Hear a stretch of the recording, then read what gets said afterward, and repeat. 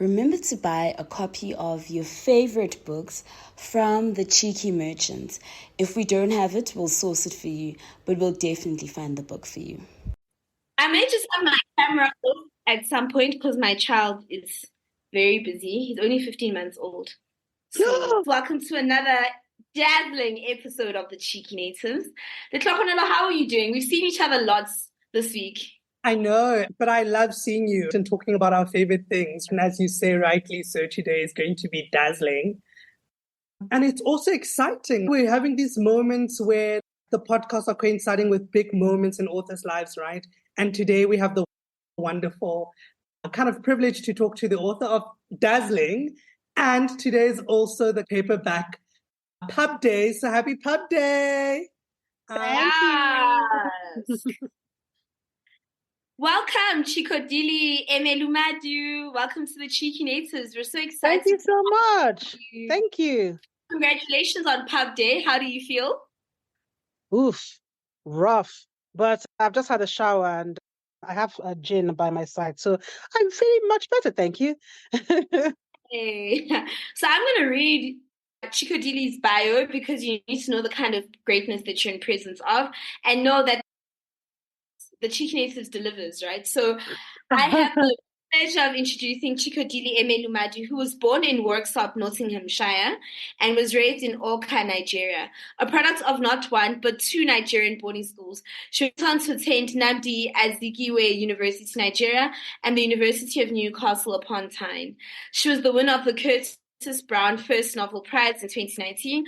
Her work has also been shortlisted for the Shirley Jackson Awards, a nominal award in 2020, and the Kane Prize for African Literature, both in 2017 and 2020. And as it's Dazzling is out in paperback with Wildfire today. So yay. Get your copy. Yes, welcome, Chikoti. We're excited to talk about. Thank you for having me. Dazzling. Oh my gosh. You know what's really interesting for me about Dazzling, right? It's thinking about like how the form feels like short stories put together as a novel. And I think that's a really brilliant skill. Just the idea of the chapters feel like they are a story in themselves, but also they complement the kind of book so lovely. Dazzling is an ode to one of the protagonists in the book. Often girl children are expected to bow down to societal expectations and norms for their survival. This book has required something more of them, both the girls that we'll talk about, right? Can you talk us through what it means to be dazzling in this context, in a context where girl children are not allowed to flourish? Oh gosh, this is one of the deepest questions I've got. Or maybe it's just the gin talking, because I'm thinking, oh my God, how am I supposed to answer this? This is so smart. Okay, so I think that for me, Dazzling encompasses both girls' resilience in the face of such overwhelming, like it would definitely bow anybody else, but both girls in their own ways, having been like second-class citizens, I'm doing this with quotes, right, in their society, have learned other ways of being. They've learned other ways of showing strength and of being strong. And because of it, they're unbound when they have to deal with such adult problems, because the adults in their lives have checked out, right? It's either the dads are dead or have gone missing, or the moms are just like, one of them has gone to sleep because she has some depression or something. We don't really know what's up with her, but she's checked out. The both parents have totally checked out.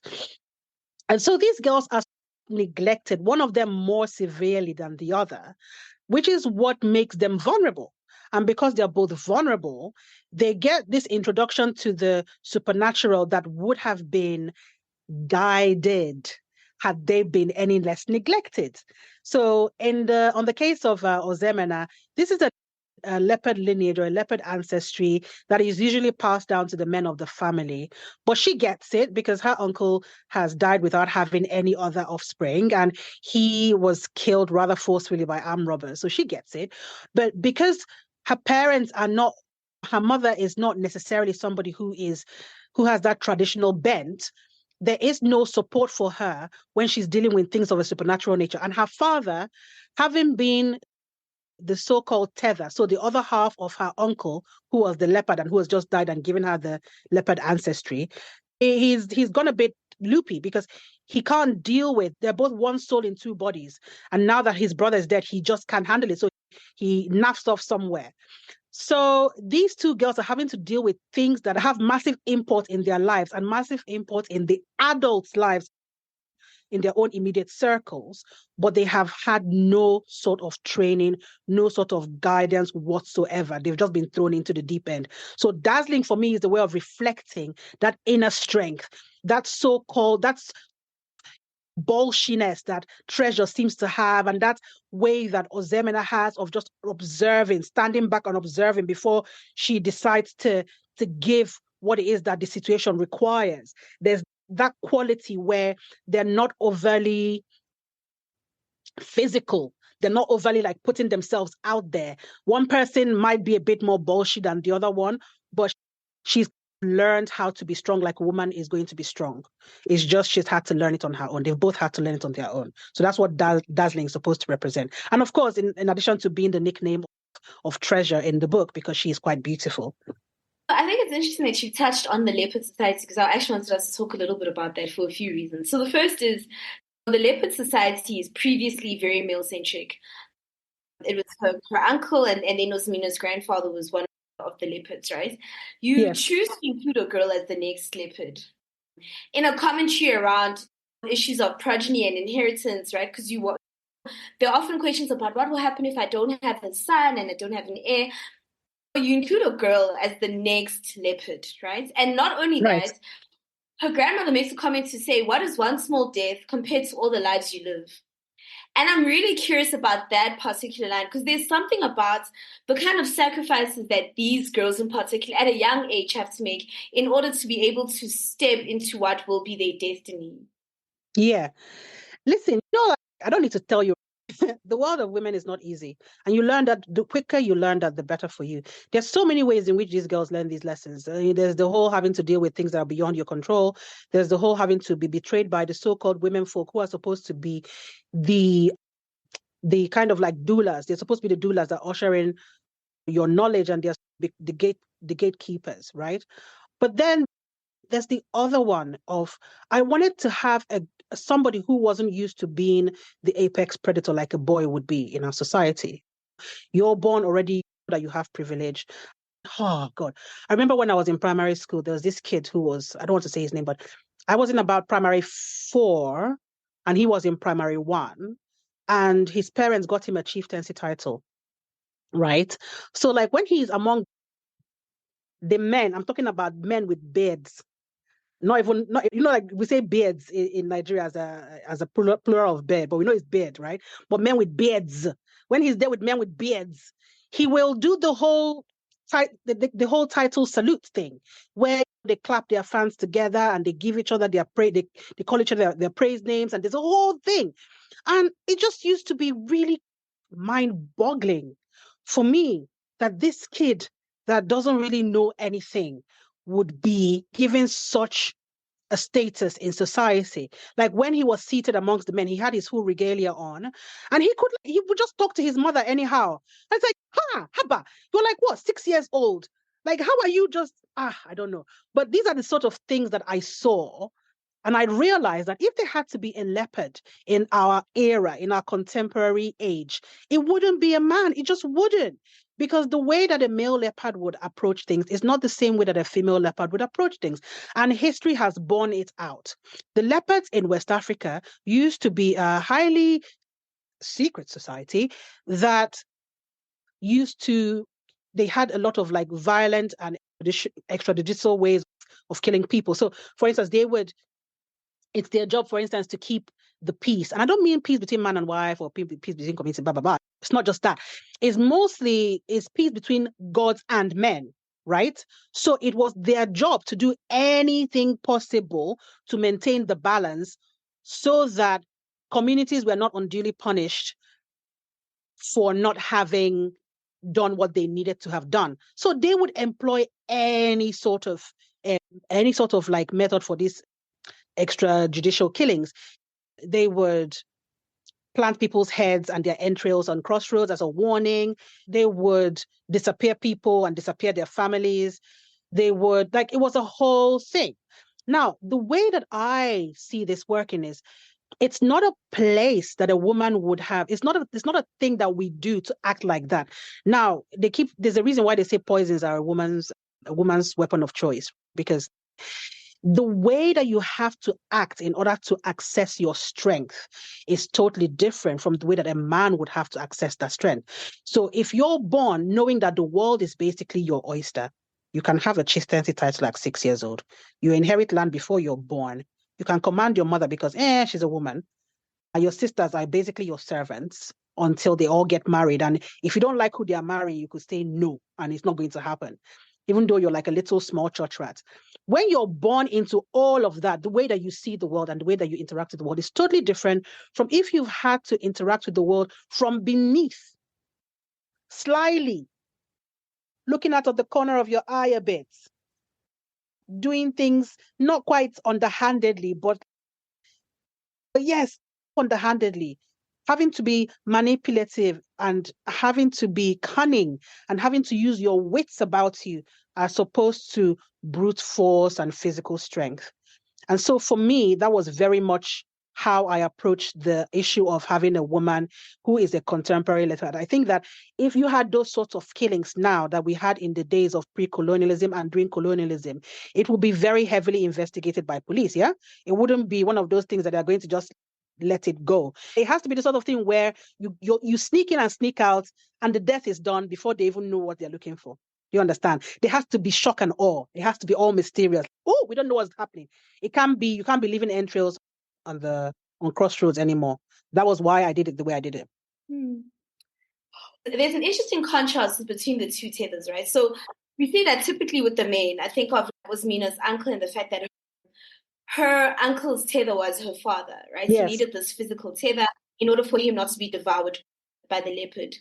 Ozoemena's experience is not the same. And there's an interesting commentary that she made there around the kind of tether that this contemporary female leopard needs, right? And it's almost like there's an expectation of a tether that can go beyond having a physical person to tether you in the way that these male leopards have always needed.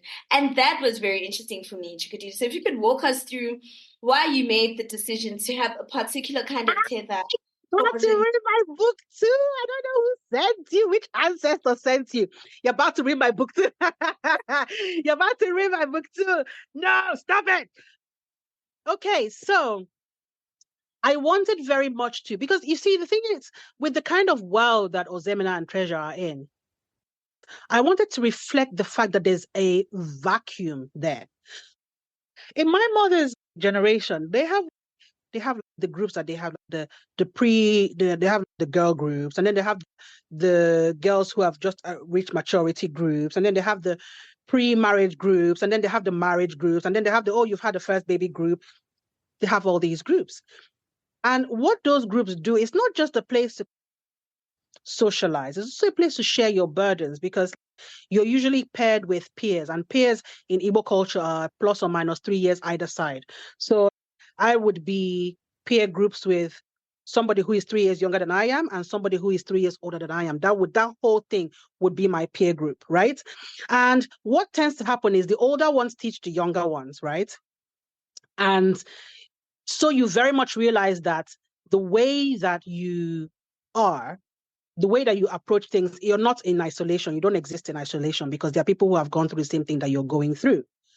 Now, with Ozoemena, the reason why I didn't give her a tether is twofold. The first one being that secret societies in general have fallen out of favor, right? And that because she's the first girl, there's been none of that acknowledgement or initiation for her where she has something, because this is the first time. We don't know what's going to happen.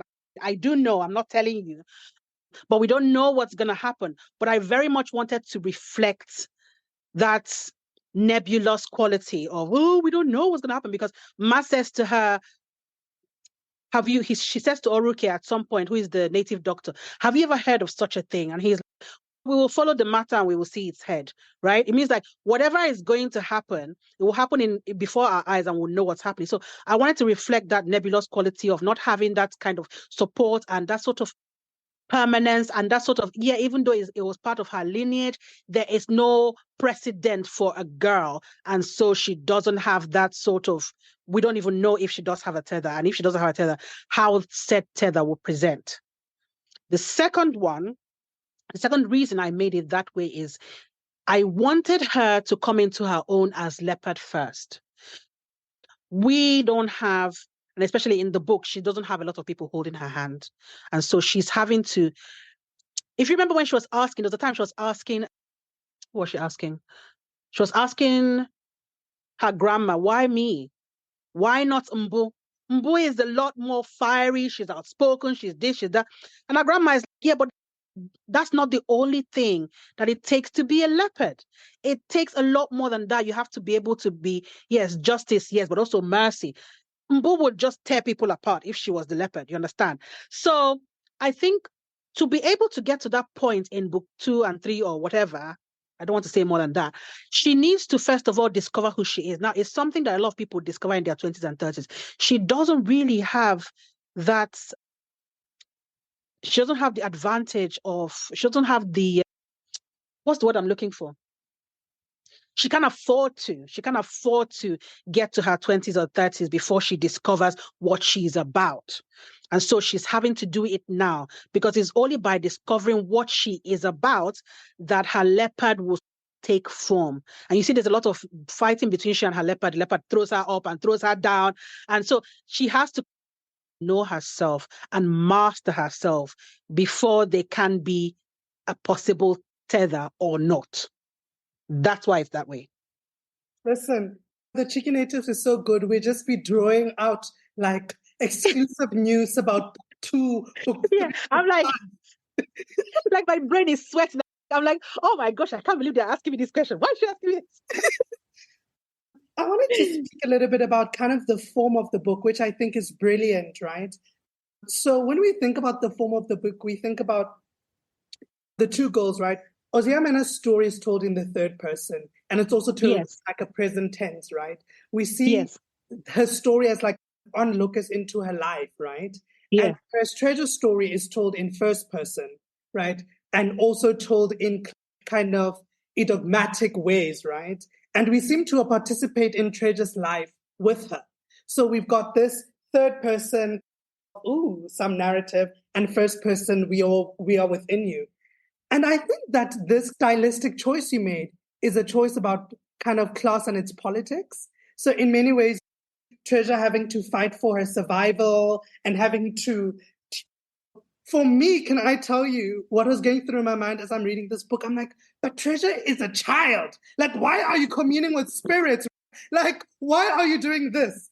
And Treasure's fighting for survival, whereas I feel like Ozoemena has like first world problems. She's worried about bullies. She's worried about academic pressures. She's worried about the perils of not fitting in and not wanting to be a leopard or join the society. Like those seem like, whereas Treasure is really worried about deeper things. Her mom that she's taking care of, right? And she hasn't been to school in a while. There's a part in the book where you write, it was not me that went to looking for food to fetch water. It was me looking after my mother and not going to school. So just this juxtaposition brilliantly in kind of the form, but also the really lived experiences of those people. And I wanted to talk a little bit about class politics and what your commentary was about thinking about education as a privilege. And most people we think of education as a right. We're taking a short break.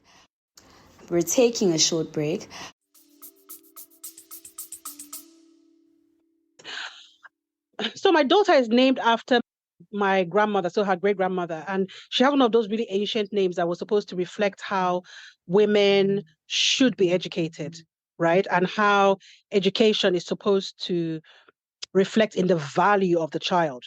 And if you think about it in terms of decades, it's not really that far enough away that we were naming girls names that were supposed to reflect the desire for them to have an education. It's not that far away at all. Now, with regards to Treasure, her parents they're wealthier than Ozoemena's parents, or they were wealthier than Ozoemena's parents. They're the sort of pull themselves up by the bootstraps kind of parents. They're the kind of parents who you find in a lot of Igbo communities in, I don't even need to tell you. See all those all those Igbo, all those guys that are Nigerian in South Africa? Yeah, man, they're all Igbo. All of them. They're all Igbo.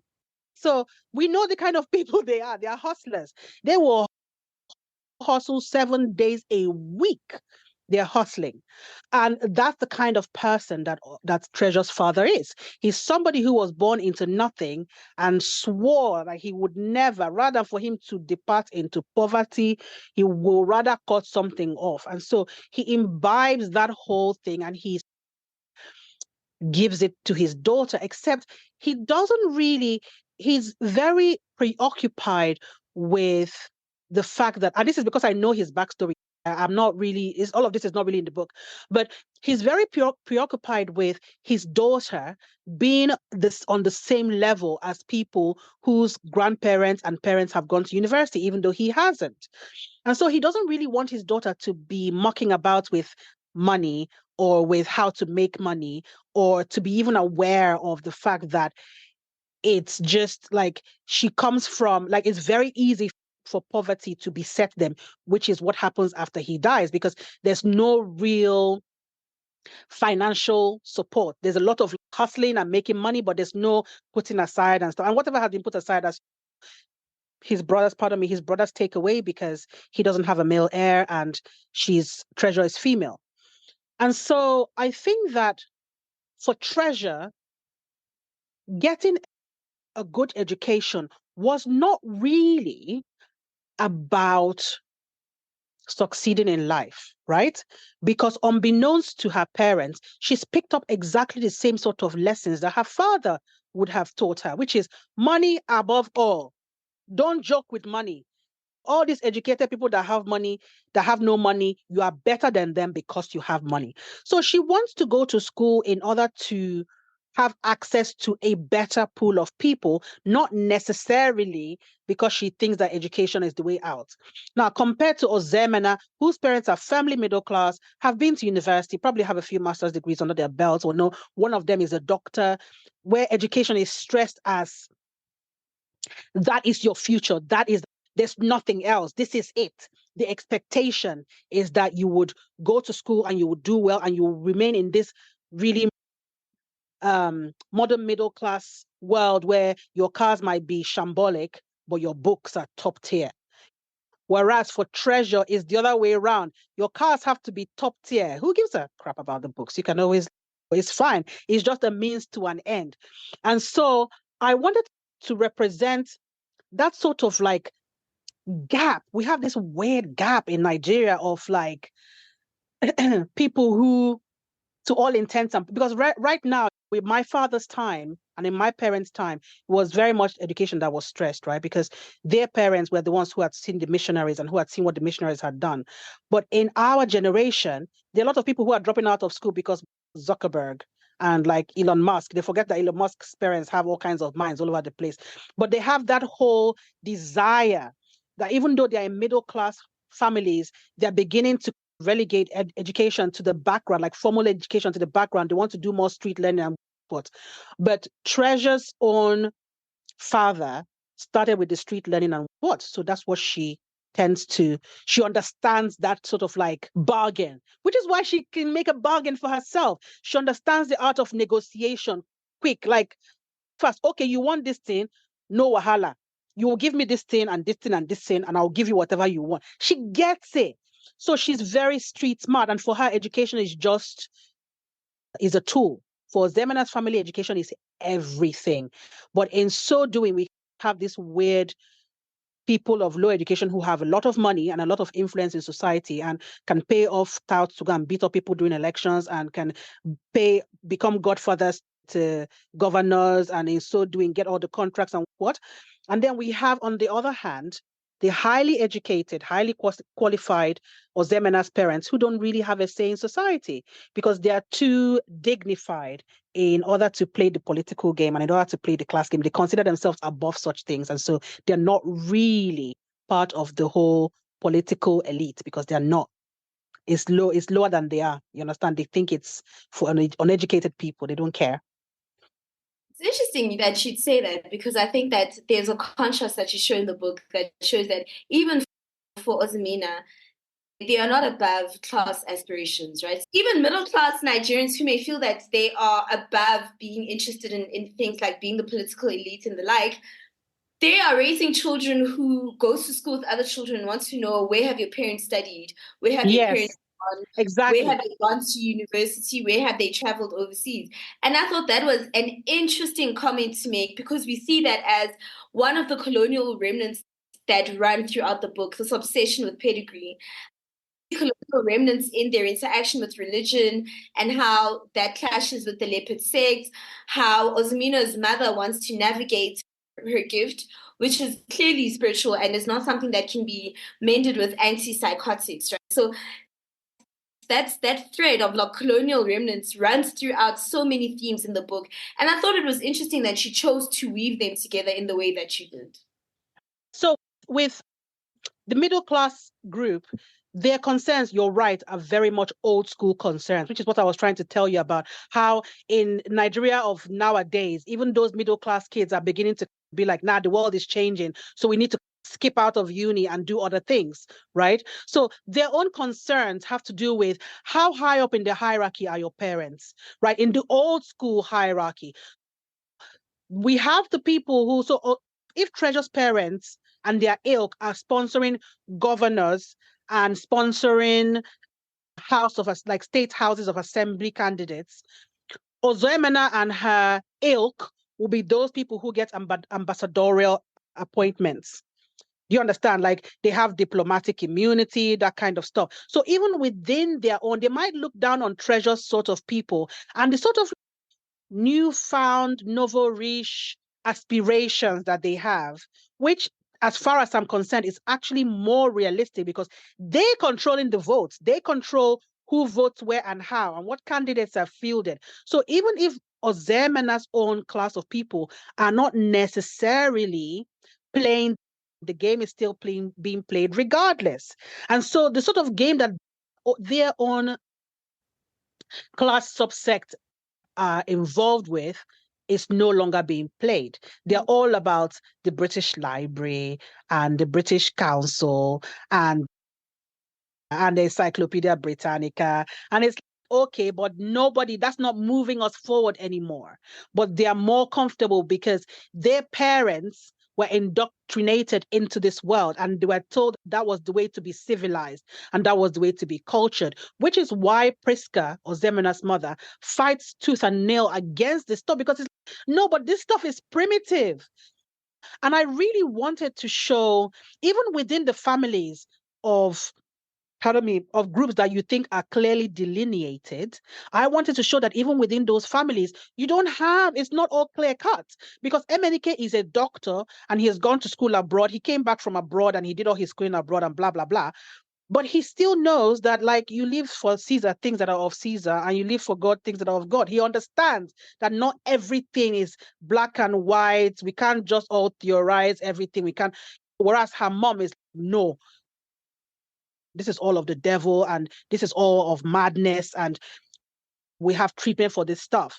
Now, on the other hand, we have Akwabata, who is Treasure's mom, who I know where she went to. She only stopped in secondary school because she was very pretty and all the men liked her. So she was like, what can I even, like, I know her story.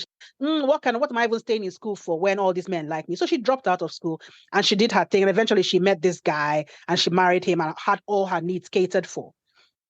But even with the fact that she's actually more widely traveled than Ozoemena's folk, she is very grounded in the spirituality that allows her to go, oh, there's a spirit that is coming after my daughter that wants to give my daughter something. Okay, I'm going to take advantage of that. So it's never clear cut, even within the subgroups that I created, because I wanted to show the curious position that Nigeria is in, where everything is all mixed, everything is blended. So even if you pull a string and you think you're pulling a string of like religion, oh, at the end of it is traditional religion. If you pull this string, oh, you're pulling Western civilization, oh, at the end of it is something else. And I just find it fascinating. And I'm sure you find that in South Africa is the same thing as well, where there's a mixture of everything. We blend. We're very good at blending because we don't also have one way of being. Our cultures allow for very many ways of being, and so that's why we're able to adapt and to imbibe bits of cultures from all over the place. Yeah, I think it's really fascinating for you to say that, because one of the other things that we were thinking about is we feel that Dazzling in many ways also writes against kind of this colonial gaze, right? Because it's supernatural, but we know as Black people, as African people, that like the truth is these things exist. Whether we want to believe them or not, they exist. And so in many ways, what you do in Dazzling is you write about Igbo culture and Igbo spirituality, and you do so much more to draw on the mystical aspects of religion, right? You show us that with Priska, for instance, who relies on faith, right? The kind of faith displacement by Christians, what will still survive, we know, is the language, is the food and the tradition of the Igbo community, right? And you do this in such a picturesque way, right? Because we see Ozoemena looking into villages, being excited about the type of food that she eats, Treasure being excited about the food that she's going to get.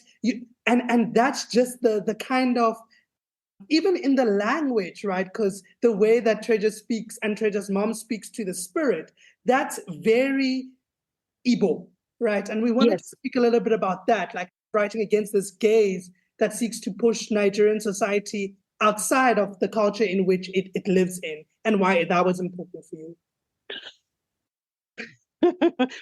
It was important for me because I thought that it was really important for me to write from a very emotic point of view for this book, because I realized quite early on that if I didn't, it'll be hard to do.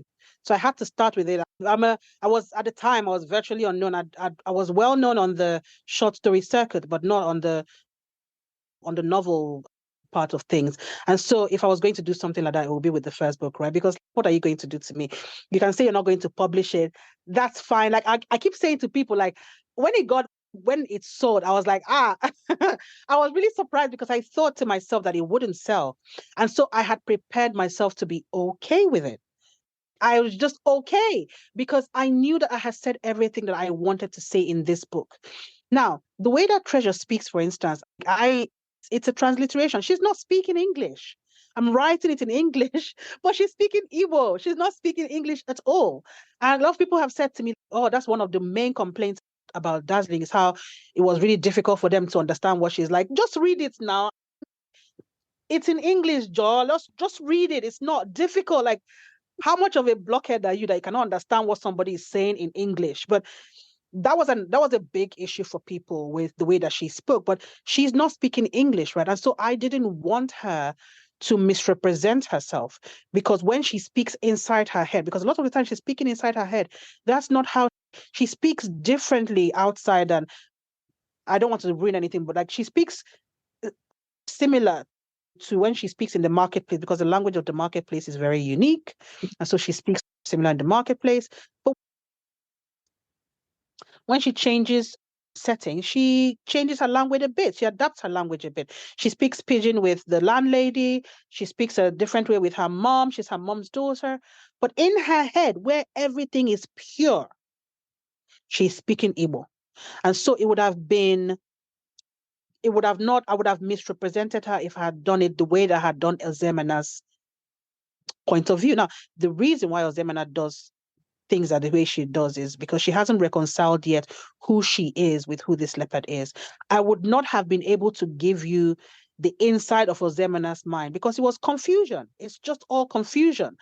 And so you had to approach Ozoemena from a distance, because she tends to put people at a distance as well until she figures out what they're about. So it was very much spoke to her character, but it also spoke to the fact that she's not really reconciled within herself about who she is. Whereas from the beginning, we hear from Treasure. Treasure says, I know, do me, I do you, God no go vex. Whatever you do to me, I'm doing it back. So she knows exactly who she is. And so the language had to reflect that. And I had to make sure that my brand of Nigerianness, because it's not just about Nigerianness, because a lot of Nigerians have written, wow, this is so Igbo. It's about not just the Nigerian, it's about my brand of Nigerianness, the kind of Nigeria that I grew up in, where, you know, both my parents are doctors. I had that. But if you leave there, like, it's just, where I grew up was just a very funny place. Yeah, both my parents are doctors, but we would walk everywhere because my parents didn't want you to be spoiled, because they knew where they had just come from, right? We would walk everywhere. Sometimes when they're driving, they'll drive us, it's fine. But you learn to do this, you learn to sweat, because my father, being the son of a farmer and a catechist, was very aware of where he'd come from. My mom is more middle class than my dad is, but there was that fear of, you need to be able to survive if all of this just goes belly up. Like, you need to be able to make it. And so I needed to make sure that viewpoint of being in relative affluence, but also being surrounded by people who are perhaps not affluent, being very well educated, and rubbing shoulders in meetings with people who are richer than you are, but not very well educated. I needed to have the juxtaposition of that society, being Igbo, but having a massive Hausa Fulani community that, even though they are there in the middle of Amiko village, like, it's just the Hausa community that people talk with them and speak Hausa with them, and other people just pass by them, and it's just very funny. And so I needed to have that juxtaposition, that sort of society that we have all those juxtapositions, and wanted to showcase the society, because that's very much where I grew up. It's very funny in that way. I think that's also such an interesting segue for us to speak about fathers, right? Because they are an important theme in the book. Both girls have lost their fathers. They've lost them in different ways. And there is a thing about father-daughter relationships and how it then shapes how they move forward, right? Because we see the girls grieve. And of course, the children are not allowed to grieve in the way that adults are, right? So Yes. there's a feeling that children cannot express their grief. Children are not allowed to act out because they're grieving. Treasure's mother can stay in bed for weeks on end because she's grieving. That is not the truth for Treasure. No one would tolerate a child behaving like that. And so I wanted us to talk a little bit about both those themes, father-daughter relationships, but grief and loss. So the anticipatory grief that Ozoemena feels, because she hasn't physically lost her father. Her father has not passed, but he's absent, right? There's an absence there. And of course, there's an actual physical grief that Treasure experiences of her father. And those two are very similar, but also very different. I think in terms of Ozoemena's grief, right, it's, I don't want to say it's more painful, but it kind of is, because she has a dad who has actively chosen to be absent, right? He's alive, but he just doesn't want to be around you people anymore. If instead, let my dad be dead. Do you understand? If your dad is dead, at least he's dead and he's somewhere. And the reason that he's not back is because you can't see him because he's dead. That is a more clear-cut path to grief. This is not obviously to negate Treasure's grief, because everything that she does is to bring her dad back. It's not necessarily that she wants the wealth back, although that would help. And it's not necessarily that she doesn't want to suffer anymore, although that would help. It's more that her grief is such that she's begun to recognize that without the protection of this particular man, her life is worthless. But it's also more than that, is that he's the only one that has showed her love. So going to that father-daughter thing, he's the only one in her life that has treated her as something precious. He's the one who gives her the nickname Dazzling. So she grieves for him in a way that she grieves for someone that loves her and she loves, which is why there is nothing too big for her to do in order to get him back. Now, to the point that you were speaking about, Akwabata saying to going to bed and just, it's her entitlement as a widow to do whatever she wants. If you remember, there was a point where she said to Treasure, are you the one who has lost your husband, or is it me? Do you understand? Like, why are you looking so haggard when I'm not even looking haggard? Like, you should be like me. You should try and wash your face, put some oil on. You're not the one whose husband has died. And she expects that the relationship between her husband and her daughter comes secondary to the one that she has with him, which we know is it's interesting for someone like her who is quite traditional because it's a very Western worldview. Do you understand? I know that in my culture, the reason that people get married is to have children. Do you understand? We don't do that whole. That's why people are like, I beg, be doing your thing. Let me be doing my own. Because I've had children for you. They're like, look at you have lots of children. Just don't disturb me. You understand? So she has a very Western, which is interesting, isn't it? Because she is the more lower class traditional one, but she has a very Western view of what marriage entails. And it entails her, Akwabata, and her husband. And anybody else is secondary to that. Now, in Ozoemena's own family, funny enough, they have a more Victorian way of dealing with marriage, which is the husband is doing his own thing, the wife is doing her own thing, and the children have like housemates. And so the love is there, but the love is the kind of love that Ozoemena spends her time pursuing, right? She's constantly chasing Emenike for affection or for just recognition. Just see me now. Just recognize me. And the only time that Emenike seems to see her, it's not even as herself. He sees her as the leopard. He sees her as a function, something that can help him in his own quest in life. So that love is very much a one-way love. Now, with Priska, who is Ozoemena's mother, she's not comfortable with showing affection in the way that her daughter might appreciate. And so we have this weird thing in that family where everybody just hold themselves to themselves. Mbu is on her own. Ozoemena is on her own. The mom is on her own. Everybody's, stiff upper lip. And they all learned that abroad, probably. We shall all carry on in our grief. They all grieve individually. Their grief is their own personal grief. There is no collective outpouring of grief. There's all very individual grief. And with someone like Treasure, for instance, the second reason why she can't grieve, in addition to looking after her mom, is the dodgy circumstances in which her father died. And so it feels as though to show grief for her father would be to betray the people that he's hurt, because that's the whole nebulous, like we don't really know what happened, but the idea is that he's done some things to some people. So she's not even allowed to openly grieve this guy because your dad was a sort of like a bad guy.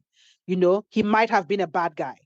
And so the both of them in their own ways are having to withhold the grieving process from both themselves and from other people. And that is what leads them to make the decisions that they would ordinarily not have made if they had support and if they had the collective outpouring of grief.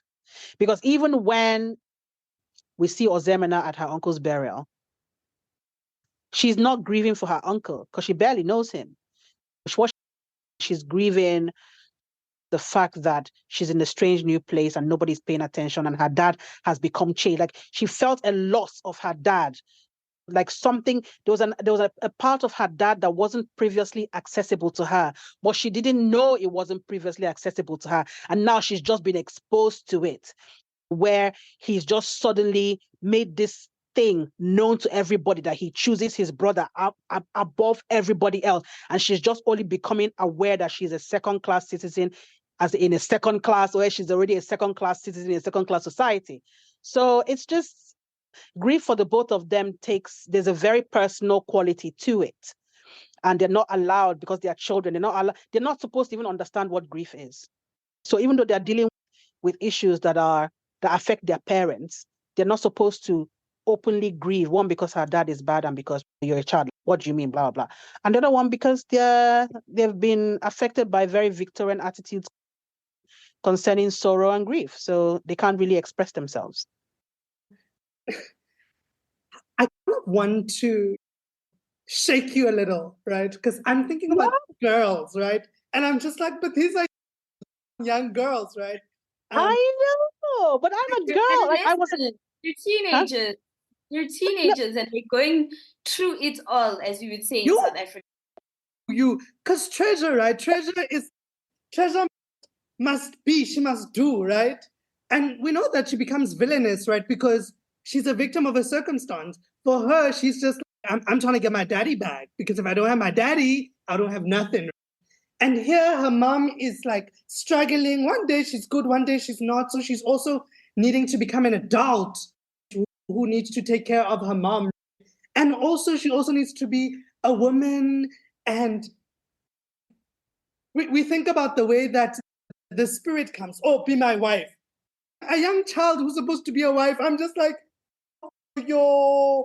And for me, I kept thinking to myself, I'm like, okay, why are we not concerned that a child Right. is speaking to a spirit and Right. doing things with the spirit and wanting to procure brides for the spirit? No. Why are we But not also, concerned? add to that, friend, is that yes, Treasure is villainous, right? But in a way, she's almost an ethical kind of villain, right? Because the people that she gets her leg back often deserve it, right? So people, and that makes for an interesting moral position to be in, right? What are the ways in which somebody who's marginalized, who's on the fringes of society, like Treasure, who otherwise would never ever be able to get her leg back, what are the ways in which that person gets to exercise their own form of justice? What does that look like? So Treasure is a villain, but in some ways she is an ethical villain. Okay, it goes south Yeah. towards the end of the book, but in a lot of ways, the people that she gets her leg back, look, in any other setting, those are the kind of people who would exert their own privilege and exert their own kind of Yes. violence onto somebody Yes. like Treasure, right? And in many ways, they started. They said, yes, she's a villain, but they, you know what? Some of them created that villain. I just want to put it out there. So she's fascinating. Yeah, you're riding hard for Treasure, aren't you? And I No, think it's like Treasure's a child, but Treasure is a poor child in a classist society. She's a poor child who is not classed in a classist society. Yes. And what does that look like for justice? What does that look like for the kind of ways in which people believe that Right. they treat you, right? Yes. Yeah. So, And I think further to that, Treasure as a character also makes you reflect, right? To be like if you were in a position. Some of the things she does are like getting her leg back. But in getting her leg back, she's also like thinking about like the moral, consequences of getting the leg back, right? And so in many Yes. ways, she's not completely evil. She's like evil with a tinge No, of no, she really is like she's one of the most interesting characters I've ever written, because when I started writing Dazzling, she was the loudest one. She was like, let me tell you, let me explain. And at some point I had to let old girl explain, because she just would not shut up. I mean, the shower, she's mama. I'm sleeping, she's mama. I was like, okay, what is it? And that's because it's one of those things where she felt justified in the choices that she'd made to continue the dalliance with the spirit, for one, but also in this person was not doing anything with their life now. So, or this person was doing something nonsense with their life now. So she's she's very savvy. I know she's a child, but she's a child that has been forced by, and I don't know how much of this came across. I'm hoping it came across quite well, but her mother is quite immature. yeah. So Oh she's no, my she's girl, yeah. my girl. So But also, for me, my thing is, it's like you're saying, right? She was this girl who left school, who got married, right? So everything was brought to her and she had everything. And so when she lost it all, she couldn't understand how a world can exist like this. She was just like out of exactly, it. And because Treasure is exactly, her father's daughter, she was like, girl, I gotta show up because like this girl will leave us in this. exactly. the mothers in this book are not dazzling. If we're just being honest, the mothers in this book are not dazzling. And I think that is an interesting editorial choice, right? In a society like ours, in an African society, that places mothers to be the pinnacle of morality and all these Yes, things. I wanted that to be the opposite, because I Yeah. grew up in an all-girls household up until my brother was born. But I grew up in an all-girls household. It was my mother who was around a lot, and it was her friends. It was going to the salon. It was going to the market to have your hair. It was all that stuff. I grew up in a very heavily female-dominated society in my inner circle. Now, in the wider circle, there were a lot of men there, but they were always They're always in the way, Joe. They're just always like grabbing you in the market or something, or calling you my wife, because that my wife thing is very real. I had that before I was even 10, before I even had breast buds. People telling you they're going to marry you, and you will weep, you will cry, because the idea of it is terrifying. Who are you? Some random man is, I'm going to marry you. I'm going to marry you. And they say that to you like you're supposed to be flattered, but it's terrifying. So I wanted with Treasure, because she's a parentified child, she had to, it's not just about like, she had to display, and this goes back to what we're talking about when we're talking about the strength of the girl child. Her mother is a different sort of beast in that she has not had the resilience that life needs to whip you before you grow that resilience. It never happened with her because she was so beautiful, and she's mixed race, right? She's mixed race in a place that worships whiteness. So she's so beautiful with her big long hair and her flashy nails. People love her. They want to do stuff for her. They want to give her things. She was never going to work. She was always going to have to be a stay-at-home mom or whatever. And so she's never, which is what makes her kind of give up, because she's never had to develop the tools that would help her to survive in a world where she's now having to work on her own. So I know the mothers are not dazzling, but there's a reason for that. I think it would have been too samey to have mothers who are always there and who are strong. Priska is a strong mom, but in order for Priska to be a strong mom, she has to sacrifice her softness and her femininity on the altar of capitalism and formal education. You see what I mean? Like, they are not usual mothers. They're not all kumbaya, come and eat whatever. They are mothers who are, you're right, not dazzling. It's the girls themselves who are dazzling, because they're the ones who are having to take on the mother wounds, like the wounds that their mothers have, and just twist it and use it as a strength instead. I wanted to talk a little bit about the intersection of the storylines, right? Because in many ways, you have these two girls who come from very different sides of class, right? Because it's one thing to think about income. They may be similar in income, but they're on very different sides of the class divide, right? So one of them is classed in a way that is considered appropriate for middle-class Nigeria and upper middle-class Nigeria, and the other is not, should be considered out of place in some ways, right? And of course, we see this oscillation between the perspective, but also between time for both of them. And I think it's really interesting how you've just managed to hold the reader's interest, right? Because we go from both of these characters and we're never quite sure about how the storylines are going to intersect until they do. And yes, that in itself is very interesting because there's an episodic nature about it, but then yes, there's an end in which they do it. And so we'll speak about the ending a little bit later because I know Latoknola had some feelings. But I want to talk about why you wanted why are you scratching your head? Girl, we'll talk about the ending later. We'll talk about the ending later. Coming. It is coming. You're going to answer. But I wanted to talk about the intersection of the storylines, right? And why there is this almost opaqueness in the way that they intersect until they do. And that is interesting. I needed the reader to be completely invested in them as people first, because this was the way that you would pay them their dues. They're in a society where they are largely invisible, and I needed you to pay them their dues, pay your attention to them first. This is why people feel the way that they feel about Treasure, right? Because they already invested in her. So when she starts to do things that are questionable, they're like, no, I understand why she's doing this thing. You understand? You're like, oh, because you've already seen that her mom's a waste man, her dad's dead. Everybody's trying to take advantage of her. So you're like, yeah, I get it. And as for Ozoemena as well, having all these burdens that she's having to carry, that she's ill prepared for, even the elders that they take her to, they don't know what's going on because she's the first in a very, like, it's never happened.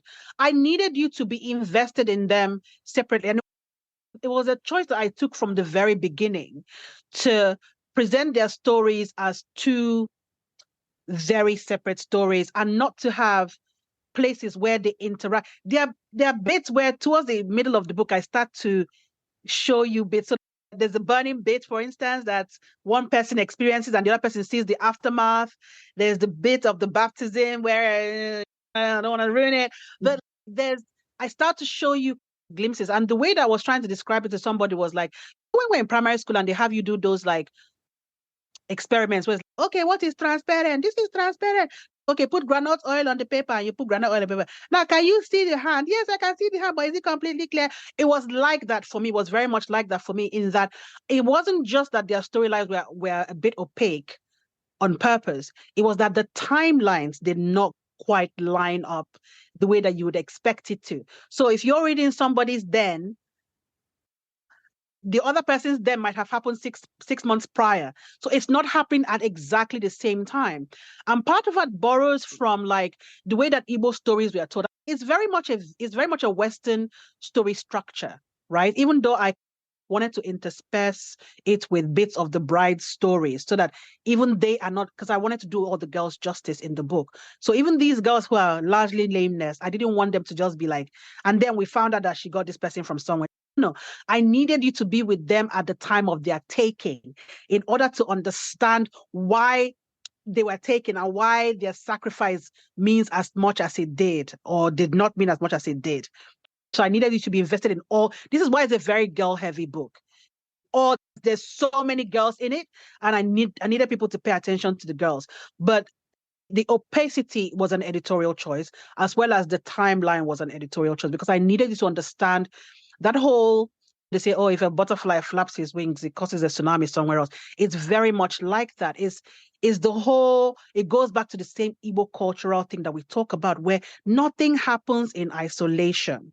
So you can't, the way that they're living their lives in their grief is all very isolated, but we're not isolated. Everything that you do has consequences that affect somebody else, that affect somebody, and eventually come back to you. So I needed to show that interconnectivity that we believe in, as well as the reincarnation that we believe in. Everything in Igbo culture is cyclical. You understand? It's like this happens and then this happens and this feeds back into this. Is a cycle. And I'm sure you might have the same thing in your traditional cultures as well, where everything, there's even like a saying in Igbo culture, my own is different is a very bad name to have. So we don't believe in like the power of the individual. And so when these people try to act individually, bad things happen.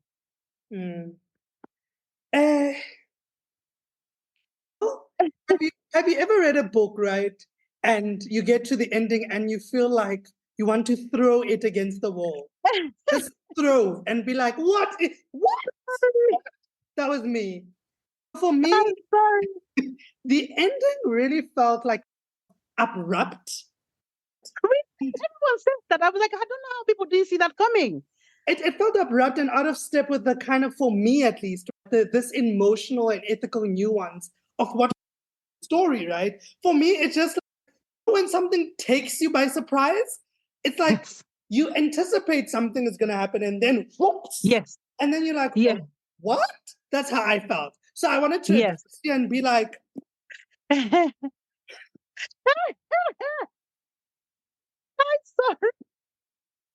I feel like I don't even, can I even justify myself now, apart from, I don't want to spoil it, but like going back. You told us that there's book 2, right? So now in my head, I'm like, okay, the abruptness makes sense because we're building up. So I feel a little But I think also, to Tofanado's points, is we see these two characters live very separate lives, right? So yes, there is a hint, of course. When you read the book, you get to the end, then you start thinking, how could I have missed? Because there's a few clues in the book, right? Yes. But to Tofanado's point, there are emotional and ethical nuances of what comes before this ending that make the ending feel abrupt, because we have Treasure, who's like Robin Hood, stealing from the Messies, getting the Messies, letting the Messies go, and dealing with the Messies, and just balancing the order of justice in the moral universe. And then, of course, you have Ozoemena, who is struggling with an atypical relationship between a mother who in some ways is in denial about the reality of her situation, and a sister who is just so difficult to understand as a sibling, right? Who is just difficult to understand as a person.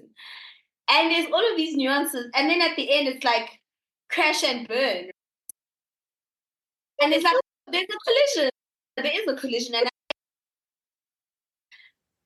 I guess the collision is a literary device. It makes sense that the worlds would collide in the way that they do. I think that you can only live separately in our dreams. It's the ideal, it's not the reality. Of course, realities will collide. Yes. Across the divide of class and income. But I'm with the Tokonono there. I just feel like there's an interesting thing you did in the ending that I had to sit with. I have questions because why did the book end like that, my sister? Why? Explain yourself for 10 months. I'm actually sweating now. I'm like, hey, Jesus Christ. When I hear chicken natives tomorrow, I'll just run away. I'm like, no, I'm not available. Explain yourself for 10 months, my sister. 10 months. I'm like, no. In the essay below, describe the nuances of that end. Thank you. The 10 marks starts now. Basically, this is an exam now. It's like, hey, Jesus Christ, Chịkọdịlị. I think that for me, we've just talked about the cyclical nature of things, right?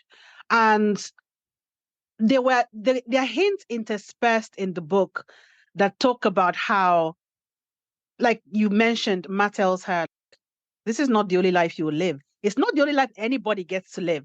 And so I don't think you should be too distressed about the way that it's ended, simply because one person's journey comes to a particular halt in a certain plane does not mean it's just like, is what we so a lot, like I said, a lot of this book is grounded in Igbo philosophy and Igbo morality, right?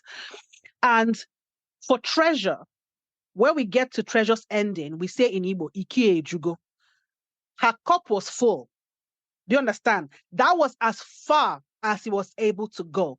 Now, the only thing that I wanted to do, which was to make sure that Ozoemena, under the guise of the leopard, was not traumatized further, was she's not the one that does the deed. She's not the one that does whatever it thinks that happens at the end. She doesn't do it. And that's because there's somebody who has suffered even more than she suffered. There's somebody who is due payment. And you forgot all about, it's not my fault you forgot all about them. There's someone who was due payment. And that person was there. That person was there from the beginning. They were there from the beginning. And so they were due payment. And that's because the books have to balance. Yes, the books have to balance. And so now the books are balanced. Fight me. Don't fight me, please. I can't fight. Don't fight me. We're going to take this offline because you did my girl treasure dirty. We'll take it offline. I just want to say that is why it happened the way it happened, because in life, and this is something that they teach us all the time, they say things like, you have to be polite to people because you don't know which ancestor you're speaking to. You have to be well-mannered. You have to be, everything has got to balance. And for this person who was there from the beginning of the interaction with the spirit, their own journey also had to balance. So everything had to balance. Because why are children? So forgive me. Spirits. Children must stop talking to spirits. Children. Now children are accounting. Children are having to do accounting and balance books because their mothers are not dazzling. If I speak. I was toying with the idea of releasing a standalone for Treasure's mom, because I know her story inside and out. I know her story. I know why she's the way that she is, and that might still happen. But yeah, Priska is she's still in book 2, and that's for my girl Treasure. Interesting. Yeah, she's Ozoemena. That's for my girl Treasure. Like, Priska doesn't need a book. My girl Treasure needs justice. I wish I could say you are the first person to say this, but people have been sending me notes going, how could you not let her have justice? Like, yeah, but like, I don't know what to say. Sometimes the balancing of books doesn't come the way that we expect it to come. That's true. That's true. And I think on that very philosophical note, thank you so much. Dazzling. Thank you so much for having me. Dazzling. Like I'm actually running a temperature right now. I'm hot. I'm so hot. As I'm sure you can tell, we really love Dazzling. We think. Oh yes, thank you so much. You really, You read into it like it was a textbook. My God, I'm like, Jesus, they see everything. Justify your use of this sentence here. Why did you say this thing here? So thank you. I'm not going to keep you in the back of when people say things like they ask me, oh, when you write, do you have an audience in mind? And I'm always like, no. And I was like, yeah, I have the cheeky natives in mind. They're gonna ask me, justify why you wrote this thing here, please. So I'm gonna have it in the back of my mind. And the editor is gonna be like, oh, why did you write this? I'm like, just leave it for the cheeky natives, please. I don't want to fight. Please, just leave it for them. thank you so much. They will ask me, please. I'm hot. We will have you back. We know we will have you back for Dazzling 2.0 because obviously justice. Hashtag justice. Balancing books in Dazzling 2.0. Those books better balance, my sister. They must balance. I'm sweating. See, I have malaria now. I'm so sick. You know what Priska said? Priska said, take your vitamins because they will prevent you from having malaria. So please take your vitamins. Wash your face and don't be hanging out. Thank you so much. Thank you so much for having me. Thank you so much. It's been really enlightening. I'm going to stumble downstairs now, like, oh, give me water. I'm thirsty. And we hope that Dazzling does more dazzling things in the world. And we hope that book 2, you know where to bring book 2 because we're ready to talk about it. Yeah, so in fact, at this point, am I not even going to give you the manuscript? Please circle anything you don't like. I don't have energy to fight. Just circle, underline it, please. And to our Chickenators, thank you once again for joining us on this one. Thank you for having me. Thank you. Again, please get Dazzling because you know what? Don't DM authors, ask them for PDF, just support. And this debut is out today. You have to have. After today, you must have this debut. Until next time, Chickenators. Bye. Thank you for listening to this episode of The Cheeky Natives. Don't forget to subscribe, review, and rate the podcast on all your streaming platforms.